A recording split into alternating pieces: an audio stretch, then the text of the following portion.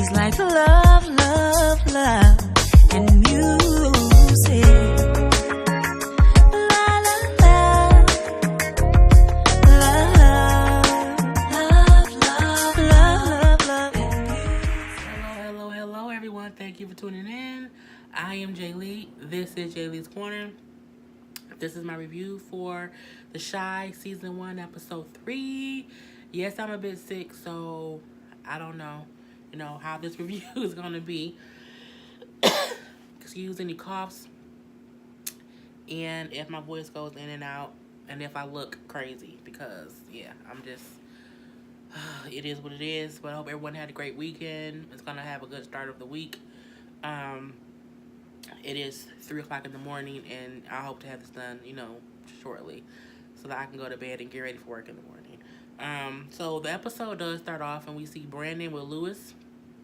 I feel like Lewis is trouble, because what is Brandon and Lewis trying to do? Buy a gun.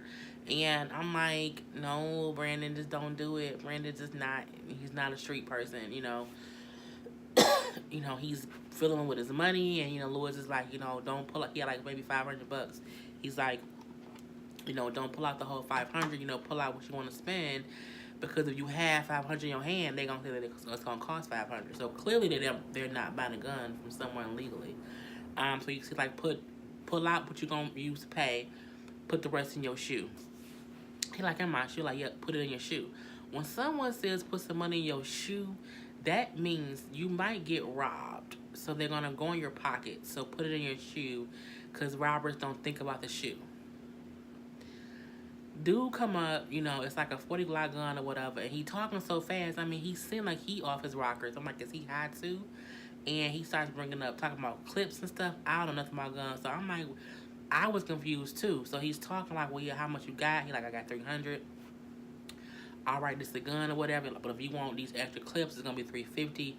And Brandon's so confused about what's going on, he not responding fast enough. And the guy like, do you want it or not? He's like, I don't think I need no extra bullets or whatever. He's like, well, do you want the gun or not? And then, Brandon like, you know what? I don't know about this. So he's like, I don't think I want the gun. The damn gunman then, knocked Brandon over the head. He made Louis stand up against the car. He robs Brandon for the $300. Hence why Louis said, put the other money in your shoe, because he went in his pockets. So I'm like, see, this is that bullshit. And it just shows that Brandon is not, he's not in these streets. He's not part of that street life. And, as someone says, Cookie said I think it was Cookie on Empire? The streets is not made for everybody. And that's why they make sidewalks.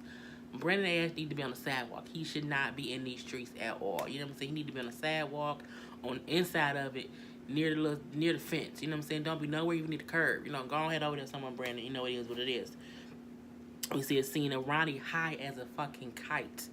Ooh, he was so damn high. And he was sitting there smoking, and he talking, and he look over, and he see Koji sitting there on his couch. He like, what the fuck is you doing on my couch? Because he's just that high. And Koji like, man, I'm just here, whatever. And he's talking to a ghost. And, Cody's, that boy saw you. He like, man, he ain't gonna say nothing. Like, it's only a matter of time before you get what's coming to you. And he's literally having this whole little conversation with Koji. And then he like, man, whatever. And his whole little high state. So from there, we see Brandon, who done got hit in the head with a gun. He at his mama house. He don't go home, because Jerry not for that bullshit. And, his mama boyfriend there like, man, this ain't no social call. What you doing? I know why you here. You here because you can't go home looking like that, because he was bleeding. Shirt was dirty or whatever. He like, man, get in here. So he take Brandon to the bathroom, get him like some peroxide for his head or whatever. He like, here, clean yourself up before you gotta go, back to the girl. Oh my God. I'm sorry, y'all. My nose is running. And he's like, you must know who killed your brother. That's what it's all about. He like, man, I know what you're talking about. So he's like, but how y'all doing or whatever. He like, man, you don't even care about that or whatnot. He like, you right, I don't care. But, I have to have the best interest of your mama. So, for the time being, I have to care about, little stuff or whatever. Brandon like, nigga, you think you the first man to be up here thinking You the man of the house, and he was like, no, nigga, but I'm gonna be the last. I'm like, well, okay, boyfriend. I don't know. I don't know if I like if he's good or bad yet, but it's cool the way he said it, and it's cool that he said, no, I don't really care, but I have to have, your mama gonna care, so I have to care. You know what I'm saying? It is what it is. I thought that was cool. So from there, we're gonna go talk with his mom, like, how long he gonna be up in here? And she like, oh, not long. And he like, good. And she said, well, nah, because I'm still in the house, so we ain't gonna be here, period. He like, what? You can't sell the house. I own half of it. And she's like, you'll get your half. And he like, why would you sell the house? Granddad bought this house, and it's all we have. And he's like, well, how? Look what good it's done for us. I don't. His mama clearly, is not doing good with the death of her son, which is expected, and I think she's consistently trying to blame other people and things as to the reason he isn't here, and I think that's helping her cope. She's like, if I can blame Brandon for doing it, that's one less thing on me. If I sell the house, I don't have to see where we used to live, and that's one less thing on me. You know what I'm saying? So that kind of stuff. So we see that scene. Then we see Emmett, and what Emmett trying to do? Emmett's still trying to fuck Keisha. Emmett and Keisha been trying to have sex for these whole 3 episodes. At this point, give up. You know what I'm saying? But Keisha living home with her mama, and she's like, you gotta go before my mama get home. I don't know. Look, you can't be trying to have sex when people not at the house, because they can always pop up, and you have to get the person out. When I was younger, when I snuck people in the house, I waited till my parents were asleep.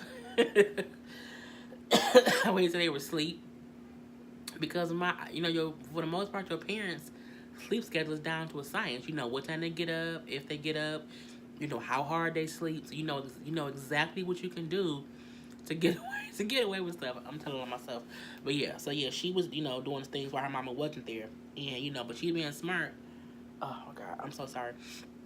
She being smart by saying, I'm saying, you ain't finna, get me pregnant. We ain't finna have sex without no condom. And my thing is, why you in the bed naked with a boy if he ain't got no condom? Like, you should have asked about a condom before anybody was naked. This point blank into the period.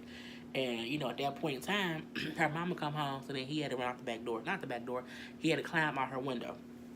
And I'm like, well, okay. We then see Brandon get home, and Jerica like, what the hell happened to you? Because she see the bruise on his head. And he's like, we went to go buy a gun from a guy, and, I know shot my brother. And she's pissed off, like, why would you do that? You need to let the police handle this. Why are you trying to do all this? And he said, because my brother dead, and I feel like someone needs to pay for it. And she like, you not hood. You not, you need to go to the police. And Brandon's not hood at all. I don't think he's a punk either. He's just not hood in any sense of the word. I think he's just dealing with the death of his brother. He don't know what to do. And in all honesty, he's just conflicted. Do I let it go? Do I go to the police because the cop already told me I can go to him, or do I do it? Kill him on my own? I don't know what to do. And when he like, he my brother, whatever. She like, you need to grow the fuck up. So that was them the night. The next morning when they get up, he like, my bad. I was tripping. And she's like, you know what, you was, but it's okay. And they back to being lovey-dovey, which I love that they're able to have an argument and kind of get over it and move past it. And then he let her know, like, my mom is thinking about selling the house, but I'm thinking if she do it, she might, mess up the deal or mess up something. So can you go by the house and just be sure it's on the up and up and kind of help out? So she's like, okay, cool, yeah. She works for a realty or a realty company or whatever. So, we then see Emmett, and he is getting his first dose of kids don't care what you're doing. They're going to be all up in your personal space. Because he's in the bathroom, trying to use the bathroom, and the door kind of open. He's like, I'm in here, I'm doing something or whatever. I'm handling business. And the kid like, I don't care. Pushing the door open, making noises. She's like, oh, love me, I guess you don't get boundaries. No, they don't. His mama then come, and she really just don't care about boundaries. She opened her like, you gotta go to work today? He like, yeah, my dang. It's like, well, I'm gonna take him to like the Baby Gap or whatever, and then to the park, but you need to go ask your boss for some extra shifts or some extra hours because you're gonna need more money because he gonna need a real bed and he gonna need daycare. And so he like, yep, I'm gonna ask Sonny about it when I get to work. Now he does go to work, but Sonny tell him like, what I'm saying, right now I don't have any extra shifts, but if anything come up, you can definitely get the shifts or whatnot. But he also tells him, but what you need to do is pay Quincy back that $100. He's like, yeah, I meant to do that. I just it's been slipping my mind or whatever. He like, look, Quincy, Q ain't the one to play with. You need to pay him back and just get it over with. We don't know exactly who Quincy or Q is. I am very much aware of the fact that he was probably a big time drug dealer back in the day. He probably retired, and that's why he kind of has that aura over him of being powerful and not to be fucked with, but also easy and loving. But we know he probably ain't to be fucked with, so it is what it is. We did a little small scene. We see that Keisha and Kevin mama is a lesbian. She got a whole wife who's a whole meal carrier, and I'm looking like, well, that was shocking. That's why Keisha little ass out here trying to fuck Emmett, because my wife all up in the house and stuff like that. So, I thought that was a cute little scene. We see what Kevin is saying, how he doesn't think he's going to finish or be in the play. And the mom was like, you signed up to be in the play, right? He's like, yeah. She's like, no, in our family, we finish what we start. You're going to do it and leave it at that. So we saw that whole little scene. We see Ronnie going to talk to Tracy, Jason's mom, and just trying to apologize to her. Because as we know, he stood her up when he found out that Coogee was not the one who killed Jason, and he was the one who killed Coogee. And she's like, you can't explain to me what happened. You couldn't call me.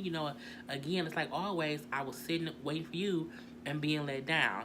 And my thing is, you mad at him, but you started back up with him without even trying to see if he was a different person than he was than who you broke up with. I mean, you were so engulfed in your grief that you let a person back in who you left him for a reason, mama. And you should have just made sure before you got all, we having sex and let's have dinner like a normal little family. He the same person who kind of fucked up as we see. And when she asked him like, what's going on? Why didn't you make it? He couldn't tell her why. He just kept on saying, you don't understand. You don't understand. Well, you right. Don't call me no more. Don't, stay out of my life. Just leave me alone. And all he kind of says to her is, I'm going to find out. I'm going to find his phone. I'm going to find out why this happened to Jason.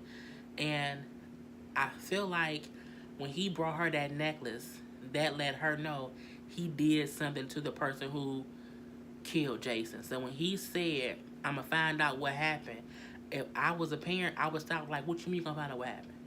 I thought we already knew what happened. Ain't that he got the chain back? You know what I'm saying? But I think she was just so pissed off she wasn't paying any attention.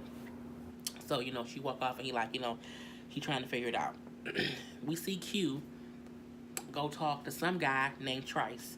And he's in a truck. You have the dope dealers in the hood who, they sit in their car and they bodyguards standing around the car. So it's that kind of situation. Q walk up and, who you, old man? And Q, she was like, get your ass out of here somewhere. So Trice like, nah, he good. So Q get in the car and he's questioning Trice like, yeah, I heard there's been a lot of shootings going on. I heard about that little young kid who got killed, the little basketball dude.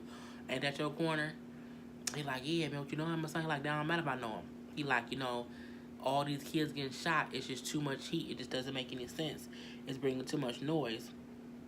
He like, nah, man, I heard you was back, but I ain't nothing to do with that. You know what I'm saying? I'm handling things, just how you told me, or just how you showed me. So we like, Q was a former dope dealer or whatever, and he left his territory to Trice. So he's like, all these bodies dropping ain't good. It's just not good for business. And he was like, I'm back, I'm back to do some things. I have some things to handle. He's like, but I want to know about the kid Jason and who killed him and what happened. And then Trice just say, he'll ask me to see what happened. Clearly, Trice is scared of Quincy, or he is at least aware that Quincy ain't to be fucked with as well. Because when Q said, it don't matter if I know him, all these body dropping ain't good for business. Trice wasn't speaking back like, man, whatever. He knew to shut the fuck up and just listen. And when he said, like, I want to know who killed him, it don't matter if I know him. I want to know what happened. point blank period. I feel like my guess, because if you remember, Ronnie was the stepfather to Jason. I wonder if the reason he came back is because he was actually the biological father of Jason and someone that killed his son. Because they never bring up who Jason's real father is. But I feel like Q coming back all of a sudden from being, gone on retirement or whatever, and the one thing he keeps trying to look into is Jason being killed. He is family to Jason in one way or the other. Point blank period. So we just have to see that part of it play out.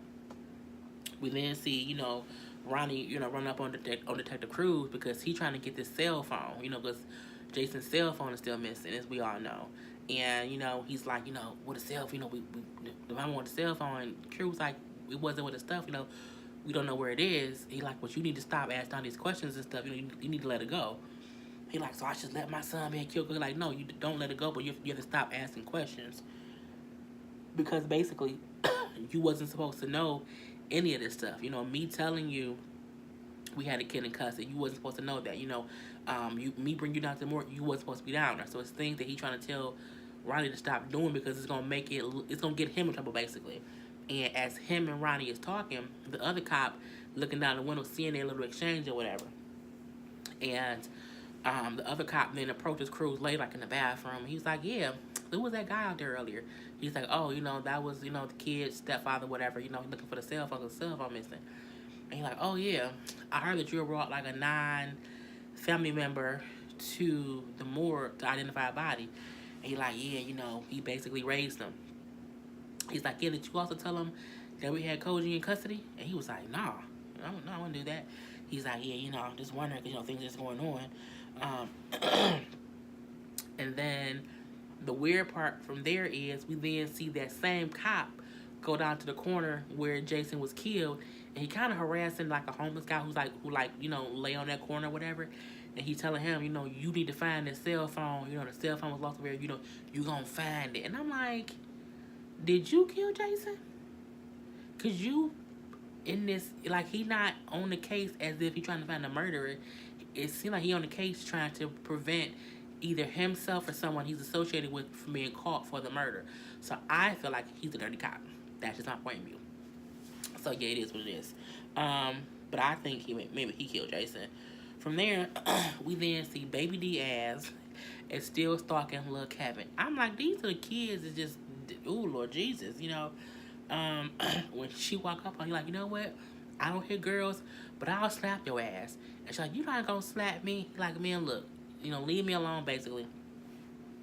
She snapped his ass up, pushed him up against the wall, and she kissed him in his mouth. I'm like, this little fast-ass girl. Talking about, if you come be with my cousin, I have to make sure that you got the goods. And he like, what? So when she kissed him, he like, ugh. So he kissed, throwing it off or whatever. That was whack. Be still. And he like, what? What are you trying to do? It's called a French kiss. He was like, we ain't French. It was so funny. He like, I gotta go to class. Leave me alone. He kind of run off. This little girl is a rapist. Okay, she gonna grow up to molest men, and we need to get her ass under control now. Someone needs to grab her little ass, tell her no means no, and she can't be out here frisking people and touching on people. But it is what it is.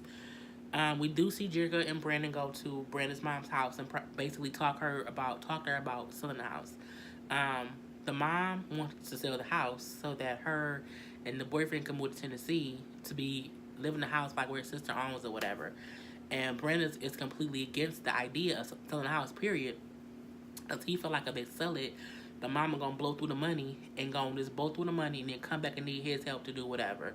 And Jerica like, well, technically, if you sell the house now, because of this being an up and coming area, you'll probably get the most money for it now than you will later. So it is honestly the best time to sell, which pisses Brandon off because he wanted to talk his mama into not selling. And so when they leave the house, and he like, what was that? And she's like, you told me to talk to her, and I talked to her. The best thing for her would be to sell it. She's like, that's the truth. He pissed off, like, why I told her to do that. And she like, your mom selling the house isn't the issue. Y'all have some issues. That's the issue. And they kind of walk away being mad at each other. So it was what it was. We then see Ronnie. and he goes back to the guy who he sold the gun to that he killed Koji with. I can't think of the guy's name. He's just so weird to me. It's just I don't know. So he's basically asking the guy like, do you know anything about the dude, Jason being killed? And he like, what the fuck, I look like a cop? What you ask me questions for? And he like, because I feel like, what I'm saying, you would know some stuff. And he like, I feel like Jason would have known better than to be in that area. This fool said, I also know not to eat the pussy at a whorehouse, but I don't mean I don't do it. It made me laugh so much I started choking. I was just like, who said some shit like that? So anyway, Ronnie then says, what I'm saying, can you just do me this favor, and give me some information. So he's like, you know what? I'll see what I can find out, but I want a favor from you. Deal? But he don't say what the favor is, for the most part. When Ronnie go to shake his hand, he kind of put Ronnie down. And he tells him, like, I know you sold me the gun that you used to kill that other kid. He's like, so if the cops come looking for anything around my way, I'm killing everybody. I'm killing you. I'm killing your grandma. I'm killing your girlfriend. I'm killing your prime day. I'm killing everybody. He's like, so whatever loose ends you have to tie up, you better, tie them up because I ain't for the bullshit. I'm like, so was it a favor for him to kill or deal with whoever knows stuff? Because he didn't, that's all he said. He didn't say what the favor was, but, okay, tie up any loose ends. It was what it was, And then see Ronnie going to the store, asking questions about the Kevin and the kids or whatever, and the store clerk like, well, yeah, they go to this school, they get out at 3 o'clock, because Ronnie said, yeah, I think they knew my son, and I wanted to know if they wanted any of his stuff. And so the store clerk like, oh yeah, they go to this school, they get out at 3 o'clock. We then see Ronnie go to the school, Kevin and them see him, so they run, and they all run to the auditorium to be safe. And Kevin like, this is some bullshit, I can't believe it, you know what I'm saying? Because they're arguing about stuff. And I'm like, you are kids arguing about the fact that one kid saw a dead body or saw someone get killed and they getting chased by another. These kids ain't not one time went to an adult for help. Like, what? Is this what happens? I'm like, I don't remember this kind of stuff. And I really don't. It's just so much. So his friends like, you know what you need to do? You need to go to him. You know where he be at. Go to him and let him know that you got no sense, that you ain't gonna tell on him. And I'm like, you gonna tell this? Okay. So it was what it was. That's what they told him to do. And I'm like, these is kids. Like, why are kids having these kind of conversations and situations? Just as crazy to me. From there we see Brandon, packing up his brother's stuff at the house, and he gotta have a conversation with his mom. And he's like, for real, Mom, sit down, let's talk, just calm down, Why are you trying to sell the house? Is it because Koji did? And she was like, I can't even walk past his room anymore, I just feel like sometimes he's still in there listening to his music, And they both kind of laugh a little bit. And she's like, I know you thought, that I loved him more than you. He's like, Mom, you ain't got it. She's like, no, just listen. She's like, it ain't that I loved him more than you. I felt like that you was able to handle yourself in this world, and I felt like he just needed me more than you needed me, which is weird because as much as you felt like Koji needed you, he was still in these streets doing, stuff. So it's kind of weird, like, at what point did he need you, and is that why you felt like you failed him? Because you didn't help him enough for him not to get himself killed. You know what I'm saying? So that's what I'm kind of wondering, with the reason why she just kind of standoffish to everything is because she probably blames herself the most, so she's trying to just let go of everything. So I'm like, that's cool. So we then see a scene with Emmett at the store. He trying to get a job. Like, you should hire me, because if I work here, people in the hood won't mess with y'all as much. I can let you know who be stealing. Just give me a chance or whatever. The owner, like, I don't want to work here. It is what it is. His son, however, is like kind of open to the idea, and then he had asked him, how much do you make, doing them shoes or whatever, and he's like, how much do you make doing, doing them shoes or whatever? He's like, I don't really make anything. It's like I just, basically cover the cost of my own shoe addiction. And then he basically says, well, how about, if you can get me these size whatever shoes, I'll